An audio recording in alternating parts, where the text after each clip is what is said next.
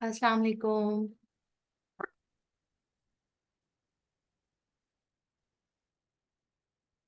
Hello, Assalamu alaikum. Can you hear me?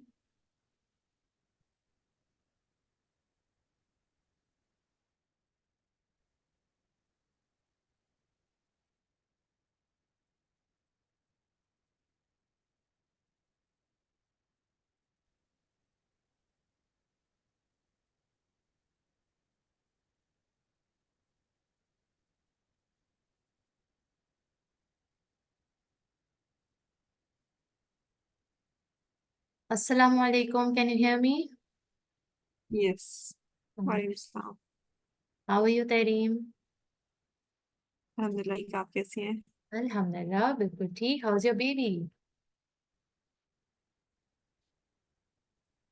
अल्हम्दुलिल्लाह बिल्कुल ठीक है।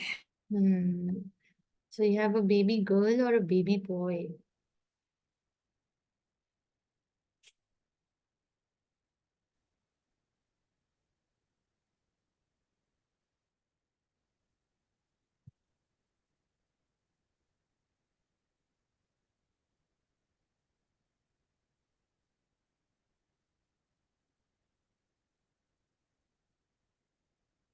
Hello. Hello, can you hear me? Yes. Okay. की आवाज। हाँ, just a minute. मैं इंटरनेट जरा फिक्स कर रही हूँ.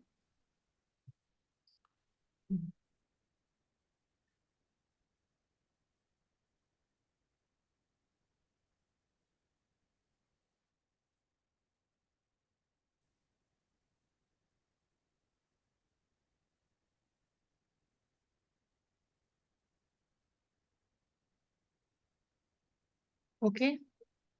Now can you hear me? Yes. Is it clear? That's Yes. great. I hope now it will not disturb us. So let's begin. Bismillahirrahmanirrahim. Dismissal and redundancy. अब हम in detail करेंगे कि dismissal और redundancy किसे कहते हैं. I hope we have completed our previous chapter, contract of employment, Yes. right? It's completed. Now we will be studying about how many types of dismissals are there: unfair, wrongful, and so on and so forth. And we will be seeing that how it is dealt with. So the first, termination by notice. Please read. When an employment contract is terminated by notice, there is no breach of contract unless the content of the notice, such as notice period, are themselves in breach. क्या कह रहे हैं? अगर हम terminate notice दे के करेंगे, for example 1 month notice दे देते हैं, तो वो टर्मिनेशन होगा और उसमें कोई ब्रीच ऑफ कॉन्ट्रैक्ट नहीं है, मतलब कोई कॉन्ट्रैक्ट का हमने कोई रूल नहीं तोड़ा, बट अन कॉन्ट्रैक्ट नोटिस हमने दिया है, नोटिस पीरियड 1 महीने का, 2 महीने का, और उसमें उनको बताया है, बावर कराया है कि देखो बेटा, आप हमारे टर्म्स एंड कंडीशंस पर पूरे नहीं उतर रहे, therefore we have decided that you have 1 month's time to wind up the work and look for another job maybe for yourself, so we won't be able to continue the employment contract with you. तो आपने 1 महीने पहले उसूली तौर पे notice दे दिया, and therefore there is no breach of contract, क्योंकि contract में ये चीज मेंशन्ड है कि कभी भी आपको अगर वाइंड अप करना हो तो आपको 1 महीने, 2 महीने, whatever it may vary. Some contract might ask us to give us a notice of 6 months ahead. Some contract might ask us to give us notice 2 months ahead, and some contracts might ask us to give us a notice of 2 weeks ahead. So that it depends. It varies from contract to contract. So a contract of employment may be terminated by notice. The following rules apply. The first rule. पढ़िए. The period of notice given must not be less than the statutory minimum, whatever the contract may specify. It may be given without specific reason for so doing unless the contract require otherwise. If the contract states that notice may only be given in a specific circumstances, then generally it may not be given for any other reason. Right. So the first point is it should not be less than the statutory minimum. That means government has prescribed a minimum notice period, which could be 2 months or which could be 2 weeks. It depends from state to state. So it should not be less than the statutory minimum. That's the basic. The second, it may be given without specific reason for so doing. unless the contract requires otherwise. अगर contract में ये बात mentioned है कि अगर किसी party को भी ये कॉन्ट्रैक्ट खत्म करना है तो रीजन बताना लाजिम है, तो फिर तो रीजन बताना पड़ेगा, नहीं तो otherwise they can leave the contract without specific reason by just giving a notice period. Next, if the contract states that notice may only be given in specific circumstances, then generally it may not be given for any other reason. यानी कोई specific condition होगी तो ही notice दिया जाएगा. अगर ये बात भी contract में given है तो फिर आप notice भी नहीं दे सकते other than कि ये circumstance arise हो. ठीक है, बात समझ आ रही है? तो ये 3 क्राइटेरियाज हैं या ये 3 रूल्स हैं जो अप्लाई होंगे. Although there is no breach of contract, termination by notice or non-renewal qualifies as dismissal under statutory court. यानी अब जो dismissal हो रहा है वो एक legal तरीके से हो रहा है and which is accepted under the statutory court. This means that the employee may be entitled to compensation for unfair dismissal. तो इसका मतलब है कि एम्प्लॉई के पास पूरा हक है कि उसको कंपेंसेट किया जाए फॉर अनफेयर डिसमिसल.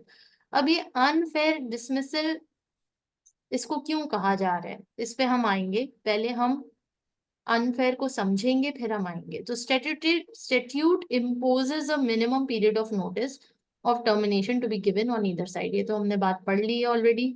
अब हम आते हैं कि मिनिमम नोटिस पीरियड आखिर कितना है.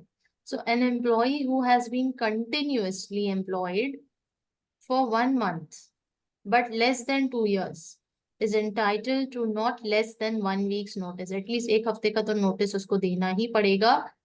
अगर वो एम्प्लॉई मिनिमम एक महीना हो गया है उसको एज एम्प्लॉई काम करते हुए मगर 2 साल से ज्यादा नहीं हुआ है तो एक हफ्ते का तो नोटिस उसका हक है.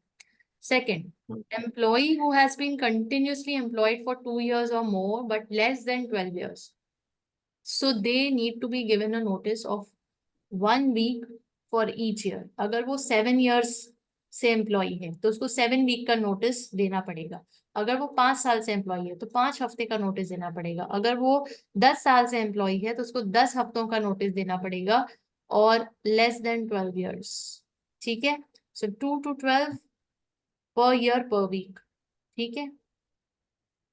Next, an employee has been employed for 12 years or more is entitled to not less than 12 weeks notice. 12 weeks notice का क्या मतलब है, कितने months हो गए? 12 years. कितने months हो? 12 weeks. 12 weeks. Sorry. कितने months हो गए? 8, 12, 3 months. 3 months. यानी 3 months का notice is the maximum that you are going to give. Not more than that. So if the employee gives notice, the minimum period required is 1 week and the maximum is 3 months. So the notice must specify the date of its expiry date we mentioned. The statutory rules on length of notice merely prescribe a minimum. If the contract provides for a longer period, notice must be given in accordance with the contract.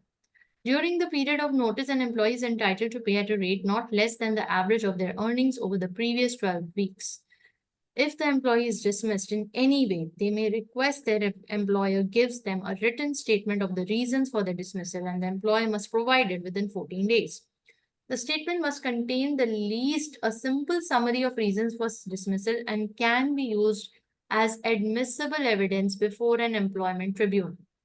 All right, अब यहाँ पे बात क्या हो रही है ना, अब जरूरी बात जो है ना वो यहाँ से शुरू होती है.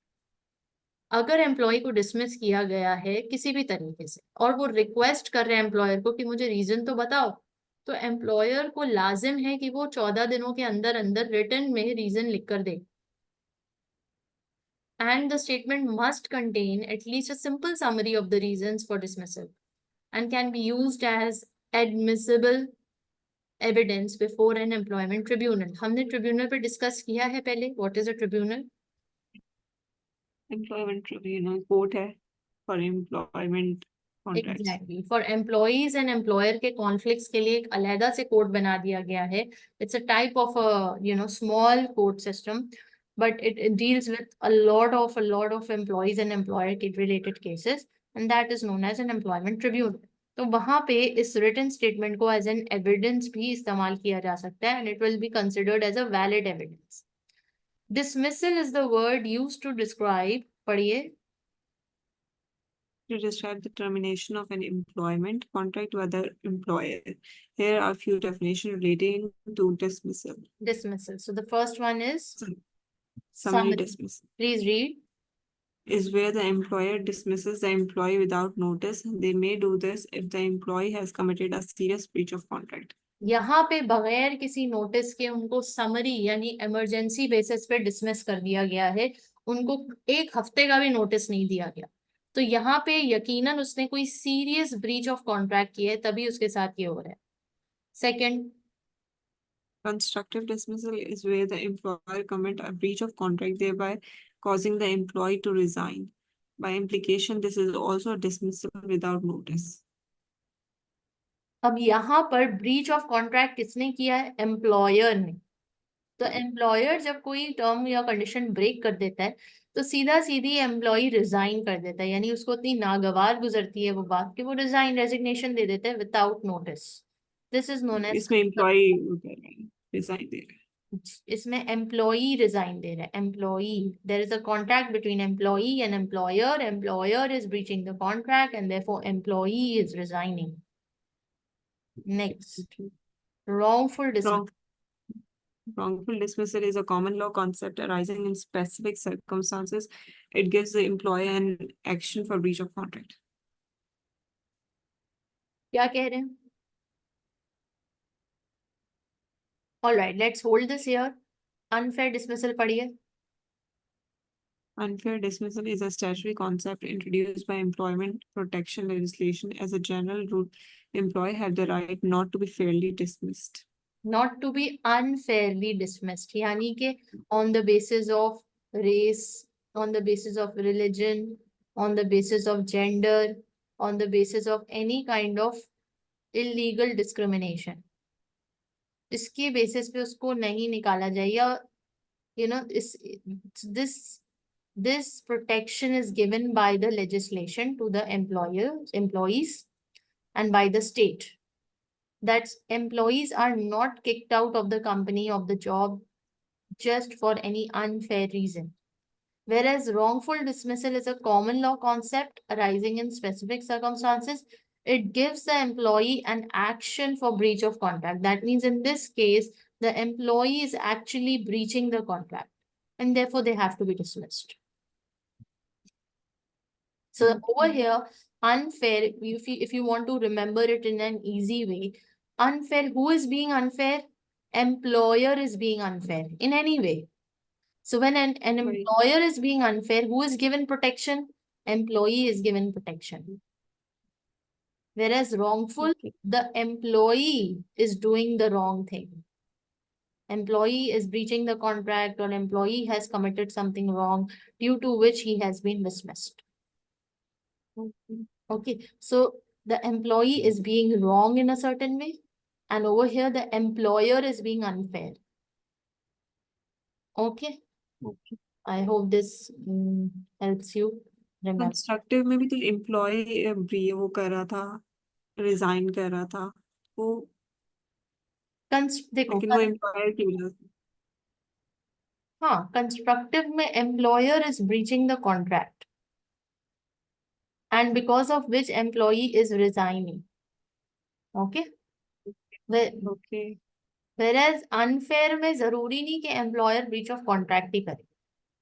एम्प्लॉयर कोई दूसरी XYZ रीजन, या मेरा मूड खराब है या उसने मेरी इज्जत नहीं की, बस नौकरी से निकाल दे. अनफेयर में एम्प्लॉयर के पास कोई वैलिड लॉजिकल रीजन नहीं होता नौकरी से निकालने का उस एम्प्लॉय को. सो that's why it is considered कि वो अनफेयर बेसिस पे निकाल रहे हैं. उसके पास कोई वैलिड रीजन नहीं होता. No valid reason, no logic to kick out the company, to kick out the employee actually. ठीक है. Now the termination of employment. अच्छा, अब ये हो गया, हमने अनफेयर भी समझ लिया, कंस्ट्रक्टिव भी समझ लिया, रॉन्गफुल भी समझ लिया. अब जो ये वाली लाइन हमें समझनी थी, कहाँ गई भाई? If the employee is dismissed.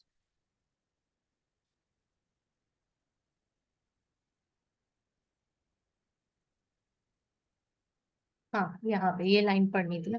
Although there is no breach of termination by notice और non renewal qualifies as dismissal under this category. This means that the employee may be entitled to compensation for unfair dismissal. Simple सी बात है कि employee को अगर employer unfair basis पे नौकरी से निकाल रहा है तो ऑब्वियसली एम्प्लॉई को कंपेंसेशन तो मिलेगी ना. ये बात हो रही है. ठीक है. आगे कोई और लाइन हमने छोड़ी तो नहीं थी. सब कर लिया हमने. All right, next. Termination of employment by breach of contract. अच्छा, breach of employment contract occurs where there is summary dismissal यानी कोई crime हो गया. When there is constructive dismissal यानी कि कौन breach कर रहा है? Employer breach कर रहा है. Employer is breaching. ठीक है. एंड यहाँ पे कोई क्राइम हुआ है किससे? एम्प्लॉई से. एम्प्लॉय कोई ऐसी हरकत हुई है कि जो माफी के काबिल हो गई. Inability on the employer side to continue employment or repudiation of the contract by the employee. Repudiation का क्या मतलब हुआ?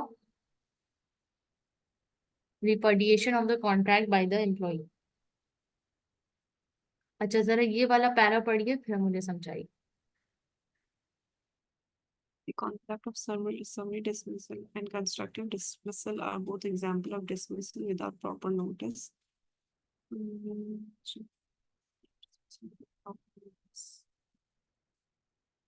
dismissal without the proper notice is generally to be proper unless it is shown to be wrong.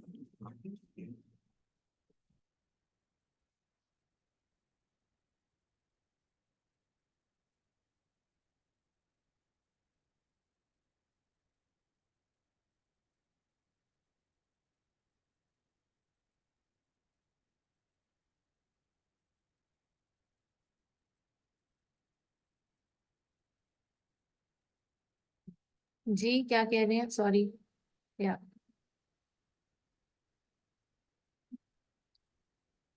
Okay, तेरीम, do one thing, just do one thing for me. You go through this summary dismissal. Okay. इसका ये case study पढ़िए. देखिए कि जो definition हमने समझा है क्या वो केस स्टडी उससे फॉल कर रही है. कंस्ट्रक्टिव डिसमिसल देखिए. And just read till here. Okay, read till here. Okay. Repudiation of the contract. That's all. Then we will discuss in detail कि इन चारों पांचों चीजों में क्या क्या हो रहा है.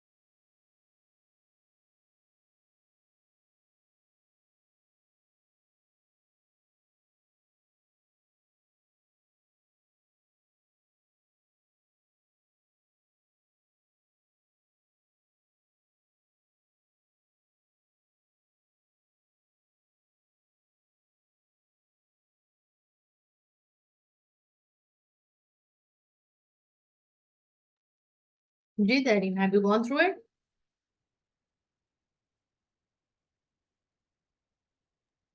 बस मैं कंस्ट्रक्टिव का पढ़ रही हूँ last. Okay.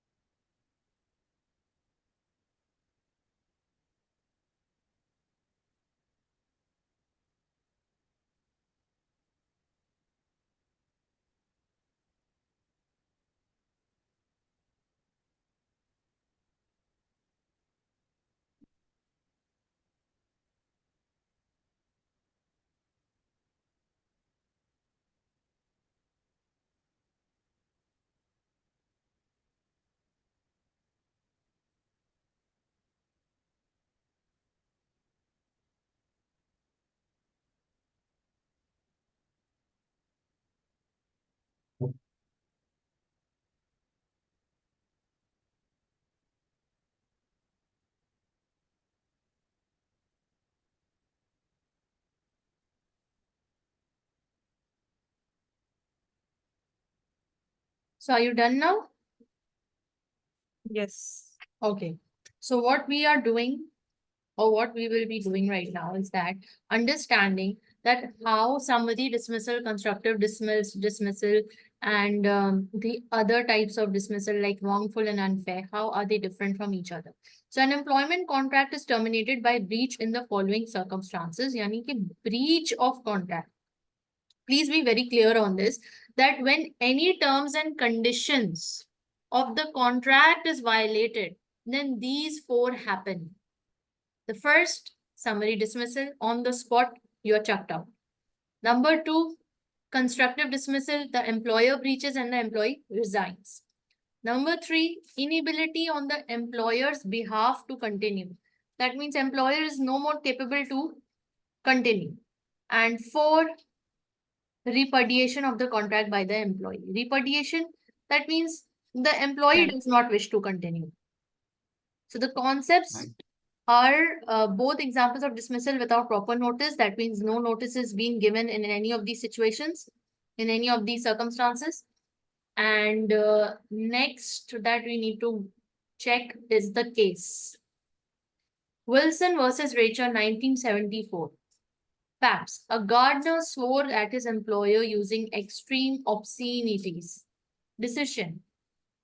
His action for wrongful dismissal succeeded as the employer's own conduct had provoked the outburst. This was a solitary outburst following a history of diligence and competence.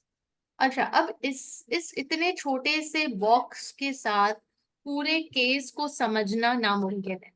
क्योंकि जब कोई केस समझा जाता है तो पूरा कॉन्टेक्स्ट उसका होता है, पूरी बात होती है, कहानी होती है, कहाँ से शुरू हुआ, कहाँ खत्म हुआ, किसने क्लेम किया, किसने सू किया, उसके बाद सजा क्या आई।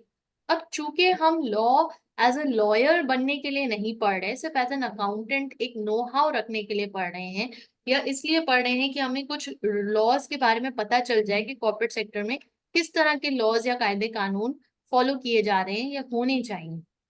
तो basically our focus is on summary dismissal. Okay, and summary dismissal का मतलब होता है कि कोई ऐसा एक्शन जो कि काबिले कबूल ना हो, and it's a serious breach. Are you checking the terminology that is being used? Serious breach यानी कि आपने सिर्फ कंडीशन ब्रेक नहीं की, सीरियसली ब्रेक की है, कुछ ऐसा कर दिए कि जो नॉर्म ऑफ द सोसाइटी से बिल्कुल अनएक्सेप्टेबल है, and you know it's not expected from you to be done. So that's why यहाँ पे अगर हम लुब्बे लुबाब बस इसका समझें कि यहाँ पे कोई ऐसा सीन हुआ है कि जिससे सीरियस ब्रीच हुआ है कॉन्ट्रैक्ट का, एंड देयरफॉर जो उसका एक्शन था रॉन्गफुल डिसमिसल का, क्योंकि रॉन्गफुल डिसमिसल में क्या हो रहा है, अगर कॉन्ट्रैक्ट ब्रीच होता है तो आप उसको डिसमिस कर सकते हो, तो that will be considered as wrongful dismissal, and जो कि सक्सीड हो रहा है इस सिनेरियो में। बस इतना ही जानना जरूरी है और इतना ही समझना जरूरी है for this particular summary dismissal. Contrast this with Pepper versus Webb 1969. The decision in this case favored the employer as the incident also included employees' refusal to obey a reasonable and lawful instruction. यहाँ पर ये एक और case को refer किया गया है कि यहाँ तो एम्प्लॉय के हक में फैसला आया है। किसके हक में फैसला आया है? एम्प्लॉय के फेवर में। और यहाँ पे एम्प्लॉयर के फेवर में फैसला आया है। और इसमें क्यों एम्प्लॉयर के हक में फैसला आया? बिकॉज एम्प्लॉय ने बात नहीं मानी जो कि रीजनेबल थी एंड लॉफुल इंस्ट्रक्शन था, उसको माननी चाहिए थी, उसको ना मानने की कोई वजूहात नहीं थी, कोई वजह नहीं थी। तो लिहाजा यहाँ पे एम्प्लॉयर के फेवर में फैसला आया। किस केस में? पेपर वर्सेस वेब में। Now constructive dismissal. Constructive dismissal में क्या हो रहा है कि employer is breaching and employee is resigning. तो यहाँ पे से पहला क्लॉज है मोबिलिटी क्लॉज। आपने इसको पढ़ा, क्या समझा? कि अगर कोई एम्प्लॉयमेंट अपना अपना सारा एम्प्लॉयर अपना सारा बिजनेस मूव करना चाह रहा हो, और फिर जो है ना वो एम्प्लॉय पर है कि वो वहां पर मतलब रिमोट एरियाज में जाना चाहता है या नहीं, और फिर वो जो है ना अगर रिजाइन कर दे तो कंस्ट्रक्टिव डिसमिसल होगा। मोबिलिटी क्लॉज अगर कॉन्ट्रैक्ट में नहीं लिखा हुआ, यानी कि आपका आपकी ब्रांच या आपका ऑफिस था एक सर्टेन एरिया में, एरिया ए, और अब आपने उसको रिमूव कर दिया या चेंज कर दिया और एरिया बी में ले गए, और जितना आपका कॉन्ट्रैक्ट था एम्प्लॉयज के साथ उसमें कुछ इस तरह का कोई क्लॉज भी नहीं है, तो फिर तो एम्प्लॉय रिजाइन कर सकता है, क्योंकि उसका कॉन्ट्रैक्ट था इस जगह पे काम करने का और एम्प्लॉयर ने जगह ही चेंज कर दी हायरिंग के बाद, तो जिसकी वजह से एम्प्लॉय चाहे तो रिजाइन कर सकता है, और अगर वो करता है तो वो कंस्ट्रक्टिव डिसमिसल कहलाएगा। बिकॉज कॉन्ट्रैक्ट में कोई मोबिलिटी क्लॉज नहीं गिवन, अगर गिवन होता तो फिर वो नहीं कर सकता था।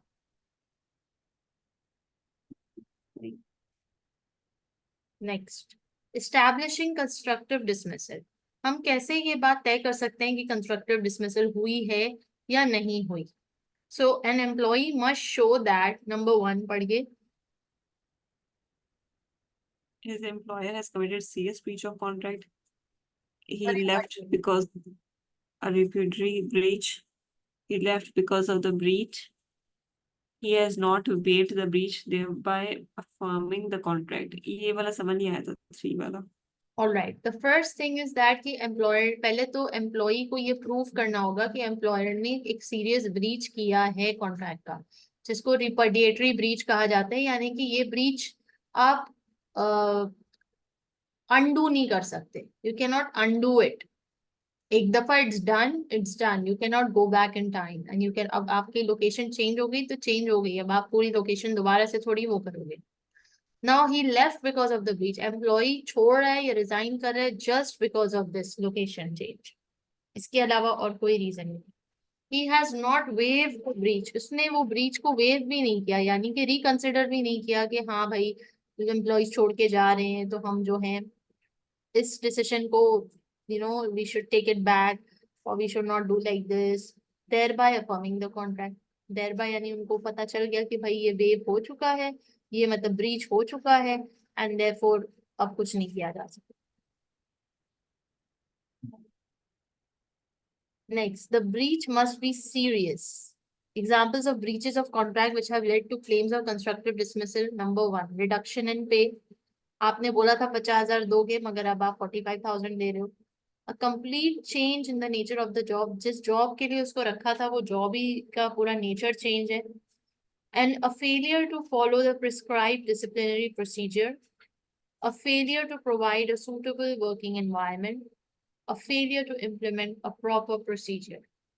ये सारे वो रीजंस हैं जिसकी वजह से एक सीरियस ब्रीच जिसको समझा जाता है फॉर कंस्ट्रक्टिव डिसमिसल. अच्छा, जरा ये वाली लाइन समझाइएगा, इसमें क्या बात हो रही है.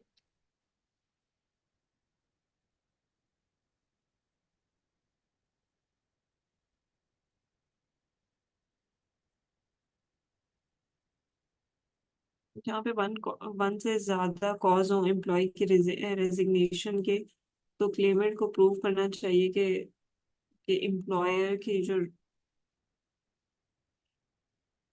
रेपुटेशन वाज रिपर्डिएशन यानी कि उसने कॉन्ट्रैक्ट को ब्रीच किया है ना, उसने बैक ऑफ किया है ना.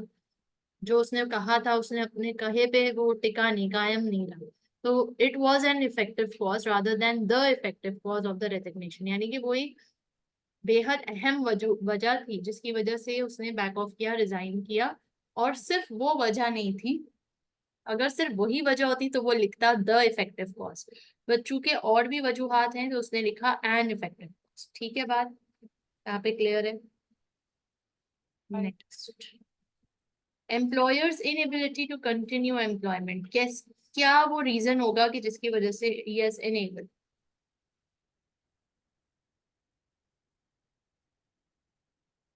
पहला रीजन बताइए, आपने तो पढ़ लिया ना.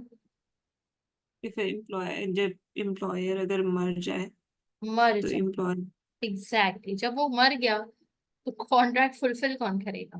तो ऑटोमेटिकली वो इनेबल हो गया to fulfil the contract.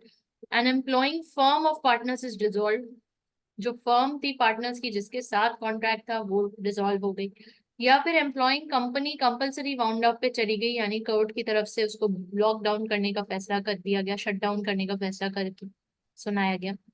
A receiver is appointed or the employee's place of employment is permanently closed. Employer may become unable to continue to employ the employee. तो ये वो तमाम reasons हैं जिसकी वजह से employer can't continue the employment and therefore the contract is nullified. A repudiation of the contract by the employee, resignation, striking, or failing to perform the contract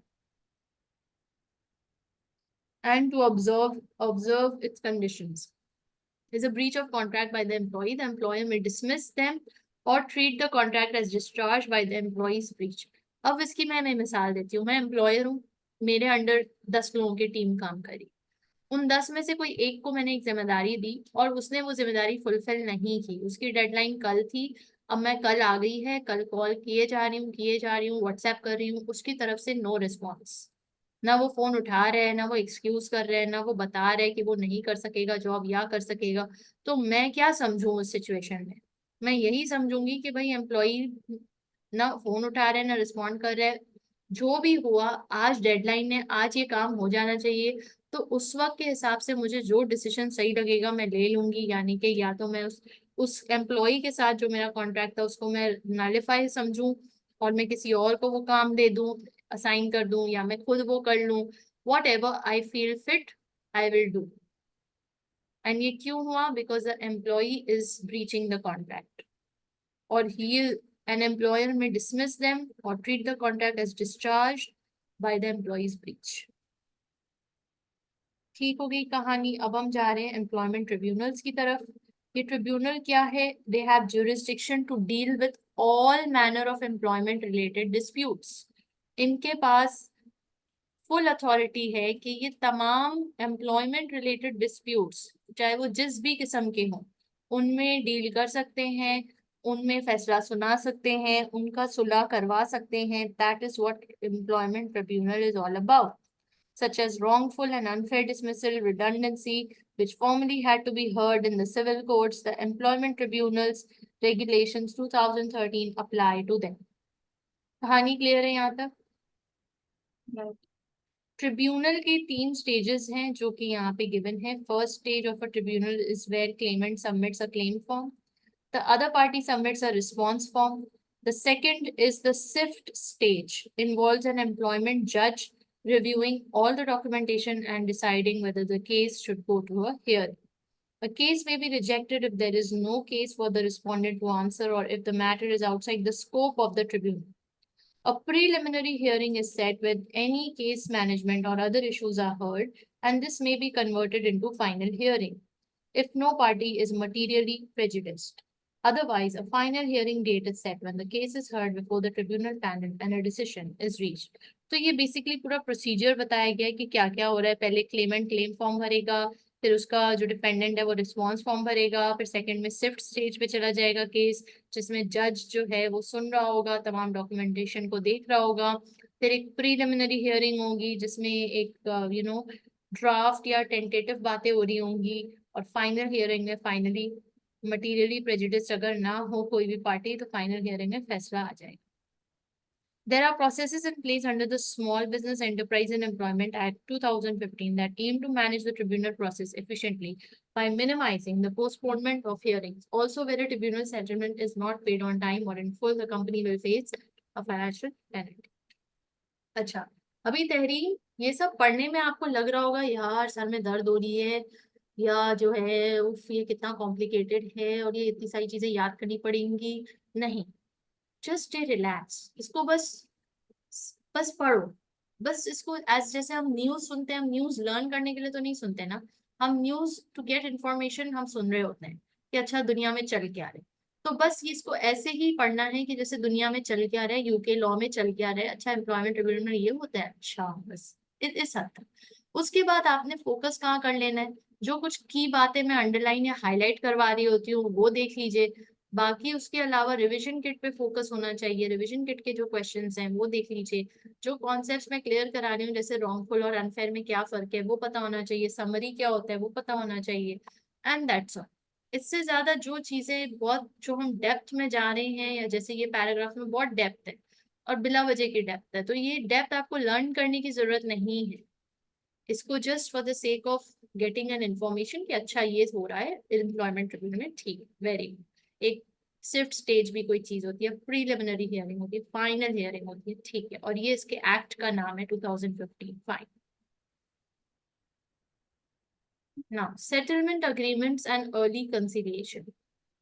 अगर तो देखो यूजुअली ये कहा जाता है कि कंपनीज जहां पे इन्वॉल्व है ना वो अपनी सेटलमेंट आउटसाइड द कोर्ट कर लें.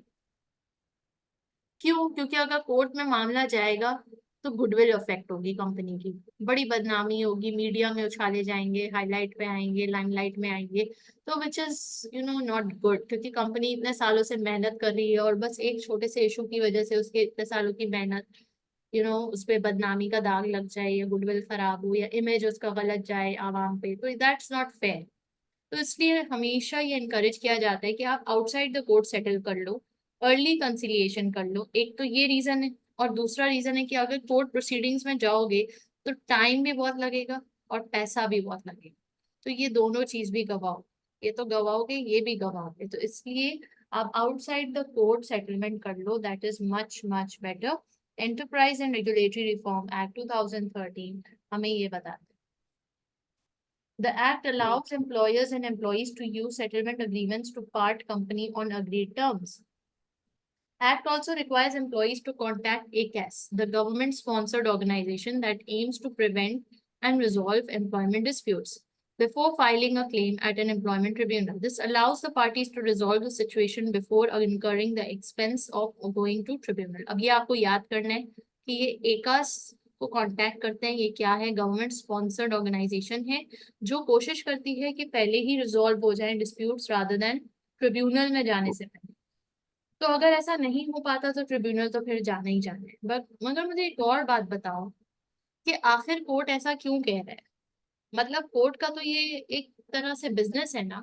अगर उसके पास केसेस आएंगे तो उसको तो इनकम होगी, लॉयर्स भी कमाएंगे, जजेस भी कमाएंगे। तो ये क्यों ये अपनी इनकम अपॉर्चुनिटी को लूज करना चाहते हैं? इनके लिए तो अच्छा होना चाहिए कि जितने केसेस आए, जितने फड्डे आए, why to solve outside the court. क्योंकि इतने ज्यादा होते हैं तो जो सॉल्व हो सकते हैं वो बाहर हो जाए। Exactly, because they are so many, means you can't even imagine how many, so that's why they say कि बाहर जो हो सके कर लो, तुम्हारे भी भला है, मेरा हमारा भी भला है। ऑल राइट, यहाँ पे अजान हो रही है तो we can take 2 minutes break. Meanwhile you can read wrongful dismissal.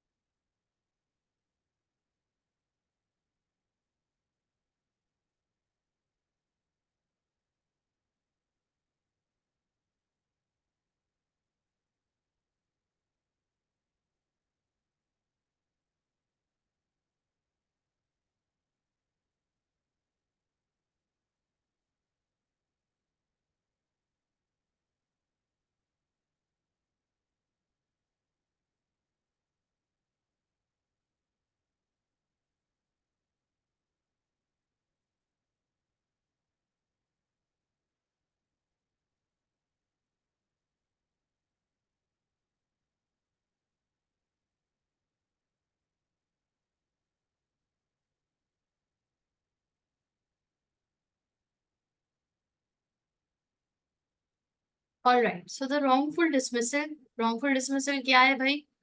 कौन गलत कर रहे हैं? Employ. Employee is committing something which is clearly not acceptable and it is breaking the contract basically. So over here, damages may be claimed for wrongful dismissal. अब wrongful dismissal में employ ने कोई हरकत की है, ठीक है, और उस हरकत को देखते हुए एम्प्लॉयर ने उसको नौकरी से निकाल दिया है without giving any notice. And जब कोर्ट में ये लोग मिले हैं तो एम्प्लॉय ने जस्टिफाई किया अपना एक्शन, और जस्टिफिकेशन के बाद पता चला कि एम्प्लॉय ने जो किया था वो तो इस वजह से किया था, वो तो बिल्कुल सही था, कोई भी उसकी जगह होता तो वो भी यही करता। अगर उसने अपने आप को जस्टिफाई कर दिया तो फिर wrongful dismissal will be dismissed and then he will be awarded damages for the loss of notice period. Justification क्या क्या हो सकती है डिसमिसल की? कि भाई the following have been taken as justifiable circumstances. तो यहाँ पे अब जस्टिफिकेशन किस चीज की, ये कौन जस्टिफाई कर रहा है? ये एम्प्लॉयर जस्टिफाई कर रहा है कि मैंने आखिर एम्प्लॉय को क्यों निकाला। तो वो बताएगा कि एम्प्लॉय ने क्या क्या हरकतें की जिसकी वजह से मैंने उसको नौकरी से निकाला। पहली हरकत, wilful disobedience of a lawful order, जान के तंग करने के लिए डिसोबे कर रहे हैं ताकि, और हालांकि वो एक लॉफुल ऑर्डर है, लॉफुल इंस्ट्रक्शन है, लीगल इंस्ट्रक्शन है, फिर भी उसको डिसोबे कर रहे हैं, इसलिए निकाला। नंबर 2, मिसकॉन्डक्ट, मिसबिहेव कर रहे हैं विद द बिजनेस या फिर outside it. For example, acceptance of a secret commission, disclosure of confidential information, assault on a fellow employee, fraud by an employee in a position of trust, ये सब misconduct में आता है कि आपने बिल्कुल आउट ऑफ कंडक्ट बिहेव किया है, एक्ट किया है, आपने कॉन्फिडेंशियल इंफॉर्मेशन लीक की है, या अपने कलीग को पिटवाया है, या उस पर तशद्दुद किया है, फ्रॉड फ्रॉडुलेंट एक्टिविटी में आप इन्वॉल्व निकले, so on and so fourth. Dishonesty, आप डिसऑनेस्ट थे। इनकॉम्पिटेंस और निग्लेक्ट, आप लापरवाही बरते और आप इनकॉम्पिटेंट थे, आपके पास डिग्री भी नहीं थी, जो आपने डिग्री शो की सीवी में वो जाली थी। ग्रॉस नेग्लिजेंस, बहुत बड़ी लापरवाही कर दी आपने, जो आपके नेचर ऑफ जॉब ने इजाजत नहीं दी थी। इमोरालिटी, आपने ऐसा काम किया जो कि अनएथिकल था, इमोरल था। ड्रंकननेस, आप शराब पी के आए दुकान पे, आपने बिल्कुल अनप्रोफेशनली बिहेव किया। So that these are all the valid reasons for dismissing the employee on the basis of wrongful dismissal. Remedies क्या है फॉर wrongful dismissal, जल्दी से पढ़ डालिए। Generally, the only effective remedy available to a wrongful dismissed employee is claim for damages based on the loss of earning. The measure of damages is usually the sum that would have been earned if proper notice had been given. तो अब उस देखो, month की बात सारी ये है कि मिस्टर ए एम्प्लॉयर है, मिस्टर बी एम्प्लॉई है। तुमको क्या लगता है कि जब इस एम्प्लॉयर ने इस एम्प्लॉई को रॉन्गफुल डिसमिसल के बेसिस पे नौकरी से निकाला, तो ये क्या खामोशी से बैठ जाएगा? ये छटपटाएगा, ये हर मुमकिन कोशिश करेगा कि यार मुझे ऐसे कैसे नौकरी से निकाल सकते हैं बिना नोटिस के, मुझे ऐसे कैसे निकाल सकते हैं, मैं कहाँ जाऊंगा, मेरे पैसे, मुझे पैसे तो दें। तो ये किधर जाएगा? कोर्ट पे जाएगा और ज्यादा से ज्यादा ये यही बोलेगा ना कि मुझे प्रॉपर नोटिस दिए बगैर निकाला है। तो कोर्ट क्या फैसला सुनाएगा कि चलो ठीक है, तुम्हारा डिसमिसल सही था, मगर तुम्हें नोटिस मिलना था, तुम्हारी कुछ अर्निंग्स लूज हुई, चलो ये डैमेजेस रखो, जाओ दफा हो। 1 महीने की वो सैलरी ले लेगा, इससे ज्यादा और कुछ भी नहीं। So that is the damages. Unfair dismissal, अब एम्प्लॉयर किसी भी रीजन को रीजन बनाते हुए उसको नौकरी से निकाल दे जो कि वैलिड रीजन नहीं है, उसको हम अनफेयर डिसमिसल कहेंगे। तो जरा ये वाला, ये 2 पैरास पढ़िए। unfair dismissal is an extremely important element of an employment protection legislation. The remedies available following the successful action for wrongful dismissal are limited to damages compensating for the sum which would have been earned if proper notice had been given. Legislation seeks to widen the scope of protection and increase the range of remedies available to an employee who has been unfairly dismissed. Under the terms of Employment Right Act 1996, a statutory maximum compensatory amount is set every year, which a tribunal may award to an employee who is unfairly dismissed. तो इनको क्या मिलेगा? Statutory maximum compensatory award. तो जो कि ऐसे employ को दिया जाएगा जिसको अनफेयर ग्राउंड्स पे डिसमिस किया गया है, और ये कहाँ लिखा है? Employment rights act 1996। नेक्स्ट, अच्छा, ये जो एम्प्लॉय क्वालिफाई करते हैं इस क्राइटेरिया को, वो कौन है?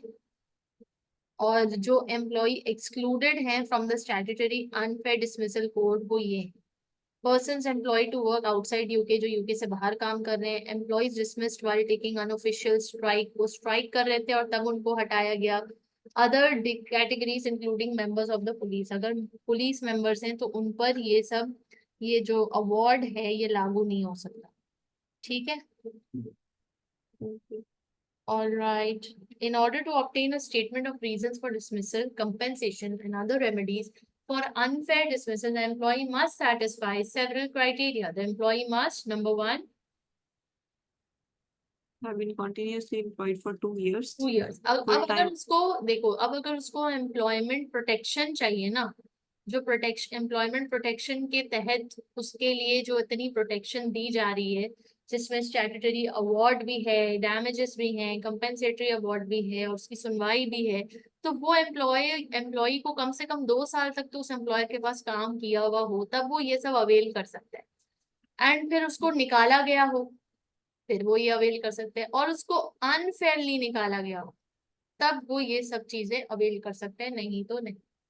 देर are some exceptions to continuous service qualification, यानी कि अगर वो 2 साल तक एम्प्लॉय नहीं भी है तो भी कुछ केसेस में उसकी सुनी जाएगी। और वो कौन से केसेस हैं, ये सिनेरियोज हैं या जिनको हम एक्सेप्शंस कह रहे हैं, वो ये 3 हैं। पहला, सेफ्टी रिप्रेजेंटेटिव, यानी वो इंसान जो उस इदारे की सेफ्टी के लिए हायर किया गया है या सेफ्टी मैटर्स को सेफली ऑपरेट करने के लिए हायर किया गया। वो एम्प्लॉय जिसको डिनाई किया गया है स्टैट्यूटरी राइट, यानी कि उसका जो राइट है टू अर्न अ वेज, उसको वो डिनाई किया गया है, फिर चाहे वो 2 साल उसकी जॉब हुई भी हो या नहीं, उसका महीने की सैलरी बनती है। एंड अगर एम्प्लॉय प्रेग्नेंट है और उसको अनफेयरली डिसमिस कर दिया गया है just because she is pregnant, तो ये 3 वो एक्सेप्शंस हो जाते हैं कि जहाँ पे वो 2 साल तक अगर एम्प्लॉयमेंट में ना भी हो तब भी इनकी सुनी जाएगी। बात क्लियर है? ये याद रहेगा आपको। Safety representative denied the statutory right like wages and pregnancy. Effective date of dismissal is reckoned as follows. Effective date कब से कंसिडर करेंगे कि डिसमिस हो गया? Where there is a termination by notice, जिस दिन नोटिस एक्सपायर होगा उस दिन से आपकी टर्मिनेशन डेट इफेक्टिव हो गई। Where there is termination without notice, the date on which the termination takes effect, यानी जैसे ही बॉस ने बोल दिया कि निकल जाओ यहाँ से, तो निकल जाओ यहाँ से, वहां से टर्मिनेशन शुरू। Where an employees fix term contract is not renewed, जब वो रिन्यू नहीं किया गया और टर्म एक्सपायर हो चुका है तो फिर expire. Now making a claim, अगर किसी को क्लेम करना है for compensation for unfair dismissal, तो ये 4 स्टेप्स हैं, जरा पढ़िए। पहला step, The employee must apply to tribunal within 3 months of dismissal. 3 महीने के अंदर अंदर अप्लाई करें। 3 महीने के अंदर अगर उसको लगता है उसके साथ ज्यादती हुई है तो उसको 3 महीनों के अंदर अंदर ट्रिब्यूनल पे अप्लाई करना है, ना कि 3 महीने गुजरने के बाद उसको इस बात का एहसास हो कि हाँ मेरे साथ तो ज्यादती हो गई, अनफेयर डिसमिस हो गया, मैं कहाँ गया कोर्ट, कोर्ट, तब कोर्ट नहीं सुनेगा। ठीक है। Next step 2, The employer must show that they are qualifying employee and that they have in fact been dismissed. the employee must show that they are qualifying employee and that they have in fact been dismissed, यानी कि उनके पास ये सबूत हो कि वो qualified थे employ की पोजीशन पे रहने के लिए एंड उनसे उनका कोई कसूर नहीं है और फिर भी उनको निकाल दिया गया। Step 3, Then the employer must demonstrate what was the alleged only on principal reason for dismissal. That number B, that it was one of the statutory fair reason for dismissal or was otherwise a substantial reason of a kind such as to be capable of justifying the dismissal of an employee in this position. So employer को क्या demonstrate करना है कि भाई मेरे पास एक valid reason था उसको निकालने का और वो रीजन स्टेट के हिसाब से फेयर है, अनफेयर नहीं है। तो एम्प्लॉयर को ये प्रूफ करना है, he is a defendant. Step 4, और ये पढ़ लिया यही वाला। then the tribunal must decide Then the tribunal must decide if the principal reason did in fact justify the dismissal and whether the employer acted reasonably in treating the reason as sufficient. उसके बाद tribunal या जज को क्या decide करना है कि भाई क्या वो जो एम्प्लॉयर कह रहा है कि वो रीजन इस वजह से निकाला, तो क्या वो वाकई में प्रिंसिपल रीजन था, क्या वो वाकई में जस्टिफाइड था, क्या वो वाकई में स्टेट के मुताबिक फेयर था। तो ये सब फिर ट्रिब्यूनल ने जज करना है। ठीक है जी। आगे बढ़ रही है, actual dismissal, constructive dismissal, expiry, वही सब रेपिटेशन है, nothing new. The employee must show that they have in fact been dismissed. The courts often have to debate whether or not the use of abusive language by employees constitutes mere abuse or indicates dismissal. अगर boss abusive language में employ को गाली गलौज करके बोल रहा है, मतलब गुस्से में बोल रहा है कि हाँ हाँ जाओ जाओ ढूंढ लेंगे दूसरा, तुम जैसे 100 मिल जाएंगे, तो क्या इस सिर्फ बात को इस बात को जो उसने गुस्से में की, इसको क्या हम अग्री करेंगे कि ये डिसमिस हो गया बंदा, या उसको अब्यूज में लेकर आएंगे, सिर्फ उसने अब्यूज किया है, उसको हैरेस किया है। तो ये भी जरा देखना होगा कि आखिर उसको किस जुमरे में लेकर जाया जाए। Next, reason for dismissal. Alright, ये सब गो थ्रू कर लीजिएगा, नथिंग, ये सब रेपिटेटिव है, रेपिटेशन है।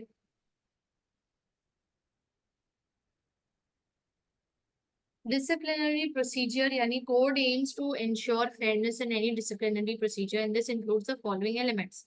Employer investigates the matter to establish the facts of the case. Employees is informed of the problem. अब ये कह रहे हैं कि भैया तुम लोग जो हो ना इतने फड्डे करते हो, नौकरी से निकाल दिया, नौकरी से ये कर दिया, गाली गलौज कर दी, बेइज्जती कर दी, मीटिंग में सबके सामने सुना दिया, तो इतने फड्डों से अच्छा नहीं कि आप लोग अपना एक सिस्टम बना लो। और उस सिस्टम को इन्होंने यहाँ पे डिस्क्राइब किया है कि स्टेज 1 में employer should investigate the matter. कोई भी एम्प्लॉय के अगेंस्ट कंप्लेन आती है या एम्प्लॉय का कोई भी इशू सामने आता है तो उसको इन्वेस्टिगेट करो, फिर एम्प्लॉय को इन्फॉर्म करो कि ये मसला है, फिर एक मीटिंग लगाओ, मीटिंग में डिस्कस करो दोनों पार्टी से कि मसला क्या है, फिर डिसीजन लो और फिर उस पर अप्रोप्रिएट एक्शन लो, और फिर employ has opportunity to appeal the decision. और फिर अगर एम्प्लॉय सेटिस्फाई ना हो एम्प्लॉयर के डिसीजन से तो वो फिर कोर्ट में जाके अपील कर सकते हैं। अगर ये डिसिप्लिनरी प्रोसीजर फॉलो करोगे, एक सिस्टम फॉलो करोगे, तो बहुत सारे मामले हल हो जाएंगे। इन्वेस्टिगेशन से बहुत सारी बातें सामने आ जाएंगी। एम्प्लॉय को इन्फॉर्म करने से एम्प्लॉय अपनी जस्टिफिकेशन पहले ही दे देगा और बहुत सारी चीजें पहले से रिजॉल्व हो जाएंगी rather than कि वो कोर्ट तक जाए बात। So a similar process applies to grievance process. Grievance process भी सुनने का यही कुछ तरीकेकार है। वार्निंग्स पढ़िए। Except in severe cases, it is not reasonable for an employer to dismiss an employee without first warning them that if they continue or repeat their behavior, they are likely to be dismissed. भैया अगर school से भी एक student को suspend करते हैं ना तो उसको पहले एक वार्निंग देते हैं, आखिरी वार्निंग। इसी तरह एम्प्लॉई को भी अगर सस्पेंड करने हैं, नौकरी से निकालना है, डिसमिस करने हैं, उसको पहले आखिरी वार्निंग तो दो। उससे पहले बातचीत तो करो, उसकी काउंसलिंग तो करो, उसकी ट्रेनिंग तो करो। अगर वो सब से वो सुधर जाता है तो उससे क्या ही अच्छी बात होगी, और अगर नहीं सुधरता तो फिर आखिरी वार्निंग देके निकाल दो। कंक्लूडिंग ऑन रीजनेबलनेस, कैसे कंक्लूड किया जाए कि जो फैसला था या रीजन था निकालने का वो रीजनेबल है या नहीं, पढ़िए। In reaching its conclusion on the issue of reasonableness, the tribunal should not substitute what it would have done if placed in the employer's situation. It is necessary to set the rights and interests of the employee against the interests of the employer's business and then decide whether any reasonable employer could have come to a different conclusion. क्या बात समझ आ रही?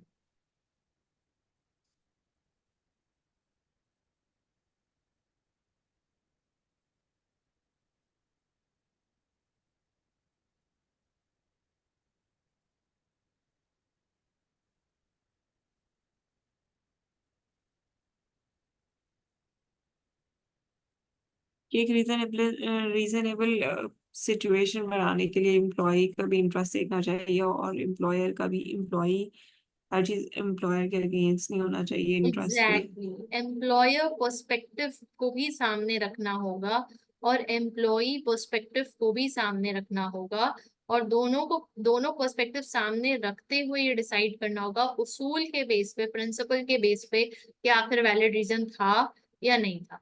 क्योंकि आप अगर सिर्फ employee के साथ हमदर्दी करेंगे तो आप कहीं ना कहीं एम्प्लॉयर के साथ ज्यादती कर बैठेंगे, और अगर आपकी हमदर्दी सिर्फ एम्प्लॉयर के साथ होगी तो कहीं ना कहीं आप एम्प्लॉई के साथ ज्यादती कर बैठेंगे। तो you have to look at the case through the perspective of both the parties and then decide what was wise to do in that situation, what was wise for the employer, what was wise for the employee, and was it really a valid reason to dismiss the employee, or was it not a valid reason, what should be done। तो ये कहा जाए, ठीक है जी। अब unfair dismissal, justification of dismissal.